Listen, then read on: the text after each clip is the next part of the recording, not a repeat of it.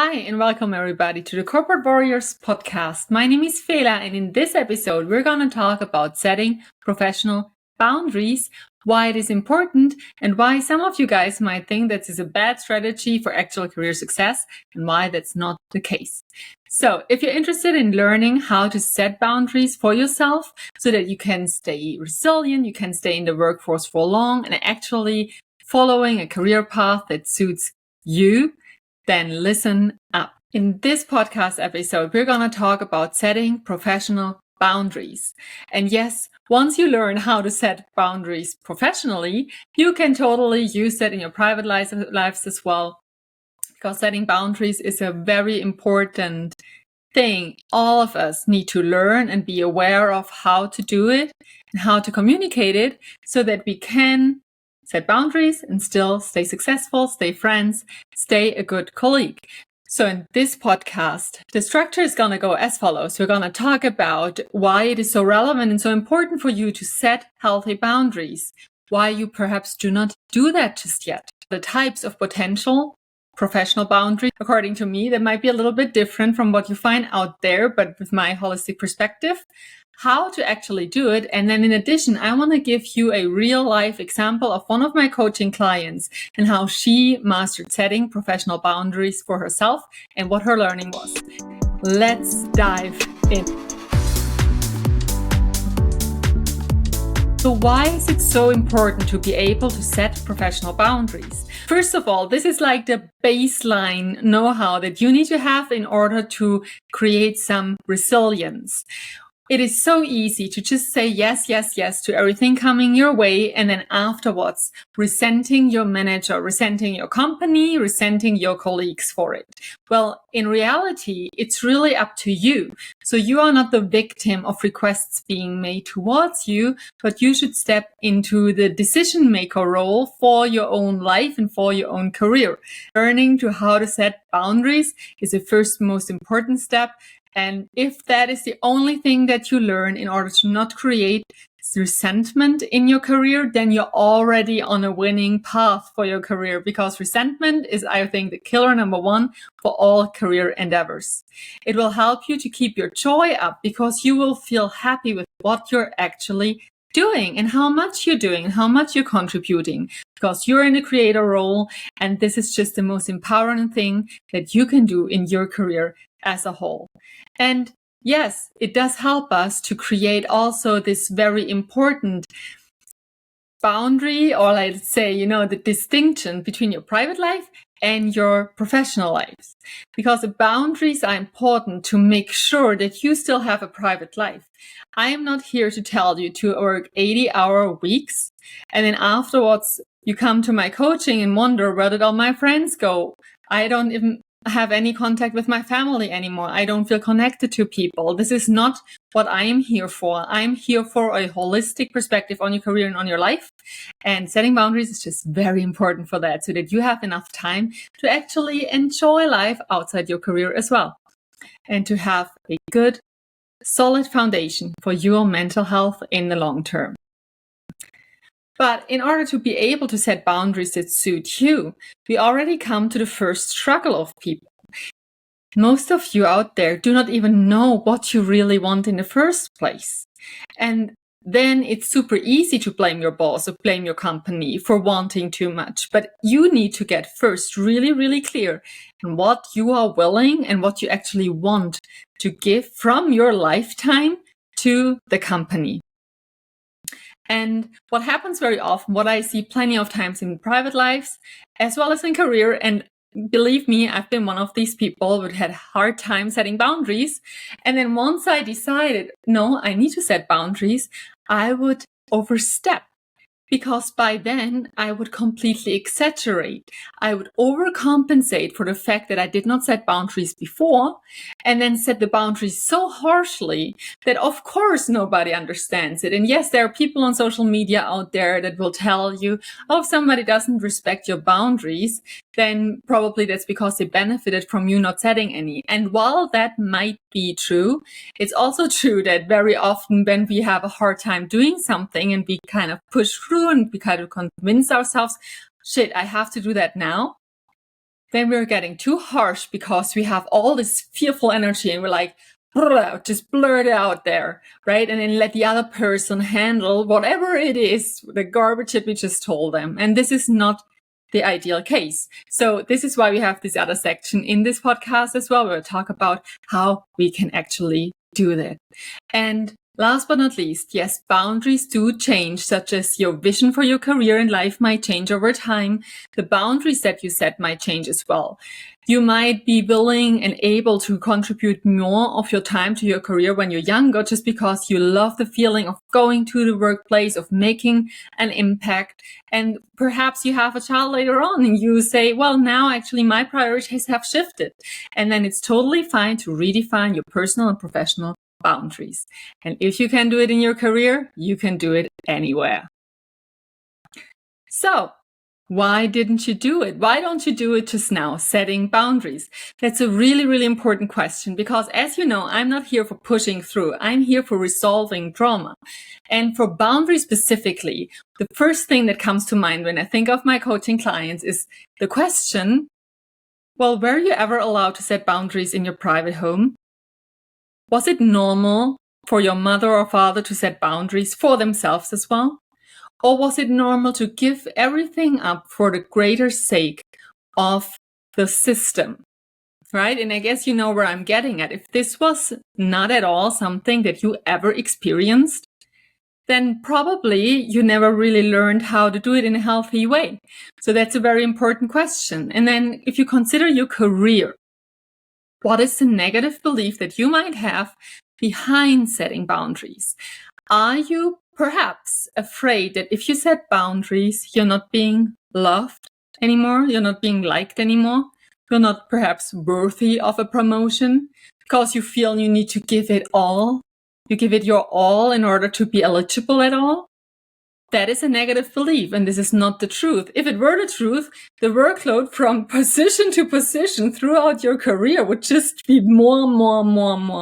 And obviously that's not human and it's not possible. I don't say that it's easy to climb up the corporate ladder, but it's definitely the case that no matter who you take a look out there, if it's Oprah Winfrey or Jeff Bezos, they also just have 24 hours. So they need to set boundaries. And matter of the fact is, the higher you go up, the better you need to become in setting boundaries. Otherwise, it's just not going to be possible at all, simply in terms of time management. So figure out what it is that is so far, or that has so far held you back from setting healthy boundaries in your professional life. And then heal either the trauma that might be behind that, or figure out how to dissolve the negative belief. And yes, you can listen to podcasts like this. It will help you already think into the right direction, but then you need to continue doing the work, do some journaling around that, talk to other people, get some more input and reflect on yourself and your own upcoming. And then, self-evaluate, do some analysis, talk to close friends. And then obviously, if you're ready for it, talk to a psychologist if there's real big ass trauma in your childhood that needs to be healed, or get a coach and try to figure out how to dissolve those negative beliefs so that you can actually set healthy boundaries without overstepping, without exaggeration, in a healthy, respectful way. And don't forget, it's always a process. It's one step after another. We can all do it. We all have it in us. Question is, do you really want it? Now, in the next chapter, we're talking about the types of professional boundaries. And probably that is a very new way of seeing types of professional boundaries. But for me, it was really important to make the distinction of saying what's the communicative part of the boundaries. How can you say it very outspoken way or in a soft way? There are emotional boundaries as well as energetic boundaries. So again, here, a very holistic point of view, and we're going to start with the communicative boundaries. So you can set boundaries in a very outspoken and hard way. So basically what that means is like you define when you work, how you work, what you do in terms of what you think is included in your job description when you first accepted the job, and what others are supposed to expect from you as well. So I think you've all seen the clips of the work bestie on Instagram, where she say, how do you professionally say, I don't want to work overtime? And then she would give you an answer like, thank you for giving me this additional task. As you know, my workday concludes at 5, but I'm happy to take it on first thing tomorrow morning.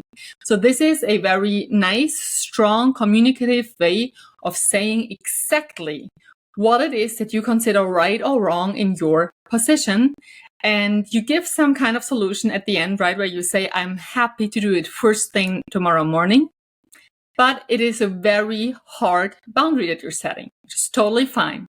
In addition to that, on the communication side, there's also more soft boundaries, meaning you are very clear about what is your normal workday look like, what do you expect normally, and then leave some room for exceptions, which is something that I always did in my career, which I found super helpful because depending on the environment that you work in, it might be needed. If you work in the hospitality sector, it's very hard to say in the evening, well, I will not do anything anymore when the restaurant is currently having issues with something and needs to be solved now, because the restaurant hours obviously are not the same like 9 to 5 working hours.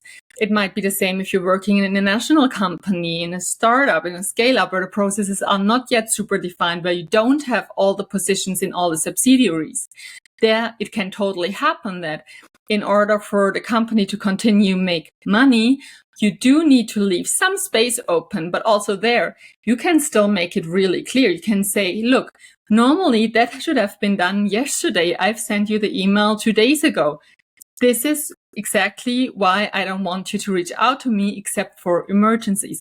So you can still do it, but you tell the people while doing it and show them in a really respectful way that you would have expected them to work otherwise, but that you have also understanding for personal mistakes. We are people, everybody makes mistakes, and I think that's really important to be considered when setting boundaries as well. What I would, however, recommend you to do is whenever you make then exceptions to your rule, then please note them down, because you want to be on a feedback call with your boss or whatnot, be able to say, yeah, I fully understand, yet you see me setting those boundaries. I just want to bring it to your attention that over the past few months, I've made those and those exceptions because it was relevant for the company's success. Nobody else could solve the issue, so I was taking on the challenge. So even though you set the boundaries, you make sure that your boss cannot use that as an excuse to not promote you or not use you as a positive example, let's say, because then you really showcase you got it. You understood the game here. We need to set the boundaries, but of course, if the company is risking to lose a lot of money, for instance, because there's some human error, then you were ready to step in. And that's actually a very great sign for your leader in terms of your prioritization, right? So if it's important and urgent, of course I do it. If it's important but not urgent, I can do it tomorrow. So that's where, for instance, the Eisenhower matrix can be really nicely used. So whenever something is urgent and important, you do it. If it's urgent and unimportant, you can decide based on your professional knowledge, or you reach out to a colleague somewhere else to do it. And that way, always ask yourself for a task, is it urgent? Yes or no? Is it important? Yes or no? And based on that, you can then make exceptions to the rule. Now, having talked about communicative boundaries, I want to talk about emotional boundaries. And this is not something we talk about often enough in the corporate workspace, I feel. But it is important that you stay healthily invested in your job, because a job is part of a career. And if you want to succeed and climb up the corporate ladder within your current organization, it's important that you stay healthy mentally and emotionally. This type of resentment kind of feeling will not help you to stay joyful during your work.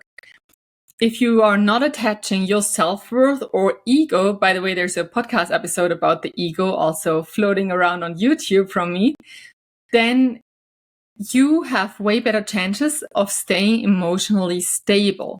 And yes, of course, there are ups and downs. We're all sometimes stressed and pissed, and sometimes things are just not working the way we want it. It's totally human. But the more we can detach from it as well, and the clearer we come about our intention, why do I want the career, the easier it's gonna get for us to set those emotional boundaries as well. Meaning, if something doesn't go well, I don't emotionally take that home with me. You get what I'm saying? So oftentimes people clock off, perhaps even at 5, they work their 9 to 5 job. So basically from the corporate side, they're totally within their boundaries. They're not making 1 minute of overtime. But if emotionally you're not able to cut it at home and to not think about work all the time emotionally, and you take those emotions to your home, then you basically never clocked off. And also here, that leads to resentment and will make you feel like you're working overtime, which you basically emotionally are, but it's not your job's duty to do that. It's you who needs to find solutions for yourself to set those emotional boundaries. So make sure that you're having strategies in place and you know what helps you. Some people love directly after their job to go do some sports. And that's great because it helps them relax, get back to their most, truest self, to their essence. And then they can use that as a potential to cut off the energy and the emotions from their job when they're going home. All right. And now we're coming to the last point of the types of boundaries. And in my opinion, it's the most important part. It's the energetic boundaries. And this is something that people feel. They cannot really say what it is, but it will make all the difference. And it means if you are yourself 100% clear on what you want and how you want it and what you accept and what you do not accept, then even with a mediocre communication, people will understand it. The problem comes if you worry about setting the boundaries while setting the boundaries, and then people will feel that they can more easily either manipulate you in a different direction, or they can convince you to do something that you really didn't want. And again, this will lead to resentment. And most often it will lead to resentment against the other person and not against yourself, who wasn't fully clear on what you want, what you accept, and what you expect, right? So do not worry about the repercussions of setting boundaries already, because once you're in a worrying state, that is not a good situation, energetically speaking, to set boundaries. Boundaries are easy. You define them for yourself. You can do the reflection as said. You dissolve your negative beliefs that you have around them. You make sure you become crystal clear on what you want. And then you make sure that your company also get what they want. So you create this win-win. And once you have that, you can be hyper clear energetically as well. So when you communicate it, the other person will feel that you are clear, that there is no room for them to put a foot in the door. Okay? And then you just shut up. You communicate what your boundary is, and then you're silent. That's a sign that you are clear on what you want and how you want it, and that there is especially no room for leverage on the other side. What most people do is they're really insecure. So you have this energy of insecurity in your communication, which means if there's one other question popping up, they constantly re-explain why that is important to them. And they give all the reasons, but your boss isn't really interested in those reasons. Your boss is interested in getting the job done. Okay, so make sure that this objective is met somehow, either because you said, it's fine, I'm not at work right now anymore, but I contacted my colleague in Asia who's currently in the middle of his workday, and he's gonna sort it out for me. So problem solved, nothing to explain. You don't need to continue giving reasons why you were not able to do it now. You solved the problem, silence. That shows that you're confident in the boundary that you've just set, and your confidence will make that the other person does not try to constantly, negotiate your personal boundaries with them. So how do you do it right? So first you become clear about what your boundaries are. What are non-negotiables? And the non-negotiables is probably the best way to start. What is absolutely not okay for you? This is your baseline of boundaries. There's no way around that. Then what is it that your employer wants? And you kind of learn this method of, is it urgent? Is it important? Okay, and then you decide for yourself, is it urgent and important? Is it okay for you to log in at 8 o'clock at night? Or is it not okay for you? Both is fine. It's your boundary, okay? You, as said, need to dissolve the negative beliefs around it. Otherwise, it's going to be really, really tough for you to actually communicate it clearly from a communication, but also from an energy kind of perspective. And then you communicate it with an I message. So you don't say, it's totally horrible that you guys always ask everybody to work overtime. Even if that might be the case, you just talk for yourself. You don't generalize. You don't talk for other people. You send I messages. You say, I have understood this and that. So you just create a very clear, neutral baseline for the discussion. Then you can include, if it feels right, how you feel about it. It makes me feel like you're abusing my free time, which is very important for me because I need to spend time and want to spend time with my children. And then you conclude with a wish. So what would you wish for? And then you can say, I did do it this time because I've seen nobody else is available. However, I wish for our cooperation in the future that you use the time, for instance, for testing the new system out when I attribute it to you. This is why I sent the email 2 days beforehand. So I would really appreciate it if you just stick to our timeline, our predefined timeline, so that we are both in a good spot professionally and privately. Okay? And you can totally include a compliment or a term of gratitude if you do appreciate the other person. But again, energetically speaking, I would only do that if you truly appreciate the other person. Don't come up with a stupid compliment just because somebody said so, okay? They need to be honest in order to be felt as an honest compliment. And then once you've communicated your boundary, once you've said very clearly what it is that you accept, what you do not accept, what you want, what you do not want, you shush. So that is what one of my clients was doing. She wasn't doing it in the beginning, obviously, otherwise we wouldn't have had the coaching session, but she came to me with the issue of an employer wanting her to work for them. It was a kind of very personal situation that she was in because she knew the person already beforehand, which did make it more complicated for her to set boundaries. And she was in a job and she just felt this not right. It's not the thing that I want to do. It doesn't feel right on multiple levels. She's a very analytical person, so she analyzed it on different levels. She started based on that job, so it was kind of a good thing for her to evaluate what is actually important for me, what are the variables that create my career satisfaction. And then based on those variables, she was judging the job, and it was giving her an additional confirmation. It was just not just the first feeling, but it's just in general not what she wants to do. So what happened before is she did not do that analysis yet, and she wasn't really clear, and she tried to stay really nice because she did like the other person. So she was too nice, which meant energetically speaking and also in a communicative way, she was not clear enough. So what happened was whenever she said no, and she came to me and she said, I said no already 10 times, but this person keeps on trying to hire me and I do not want the job, which is a little bit funny because it's a great problem to have, but you know where I'm getting. So we were going through the conversations a little bit based on her memory, and we found out that she always, because she wanted to be nice, left the door a little bit open. So the other person totally felt that straight away. So the other person basically wasn't even listening to the arguments she was giving, for the reasons she was giving, why she doesn't want to work there, but only felt this tiny, tiny piece of opportunity, like every good salesperson honestly would, and just talked about this piece of opportunity, this little part where this guy, in this case, felt that she might still be changing her mind. Now, that was not true. She never was about to change her mind, but she left the door a little bit open in order to be nice.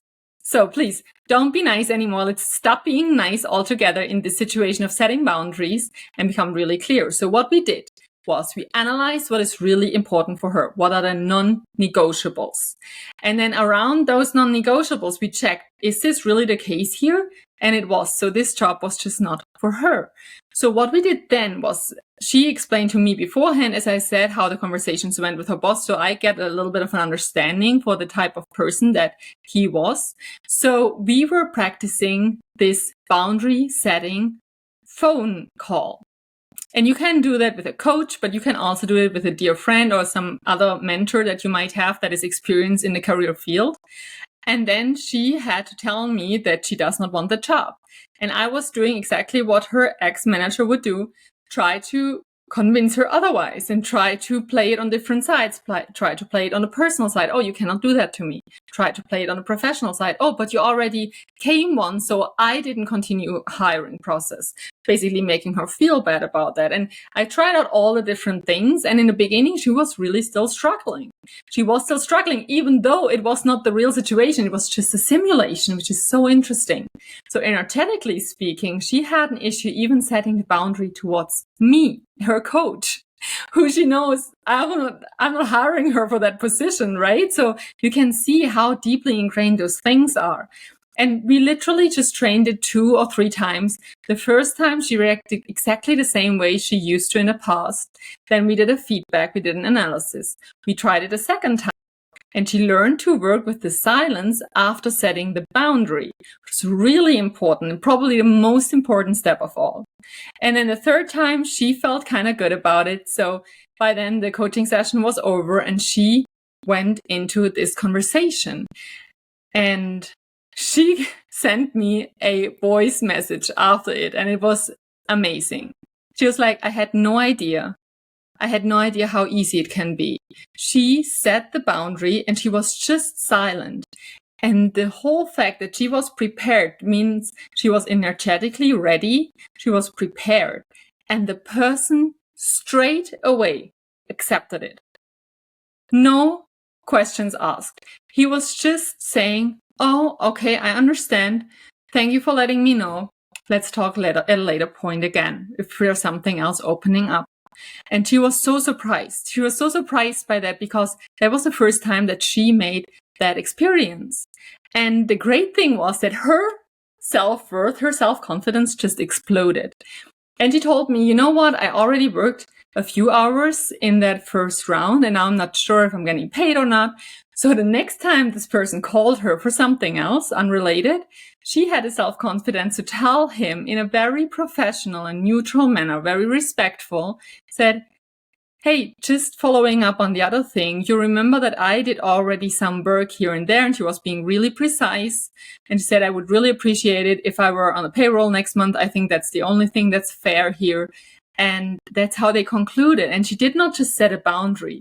It didn't just empower her and make her self-confidence go through the roof, but it also enabled her to ask for the additional salary, for an additional payment that she would not have gotten otherwise because she was not in the energy or in the headspace for it. So can you imagine? I'm so proud of her, how she did that. And I just want to tell you that this is not just possible for her. This is literally possible for anybody. You just have to do the work in terms of listening to the podcast. You have to do the analysis. And if you're struggling with it, yes, reach out to a coach. I'm very happy to help you with that as well. I think it's one of the most important lessons for each and every single human on this earth to set boundaries in a respectful and healthy way. And that way it will help you so much to create the career and the life of your dreams or that you truly enjoy living. So let me know if this episode helped you. If you liked it, please subscribe to the channel. I would really appreciate it. It will help me a lot to gain more reach to new people out there that should learn about setting professional boundaries and how to create the life and career of their dreams. So I hope to see you next week. Until then, have a blast.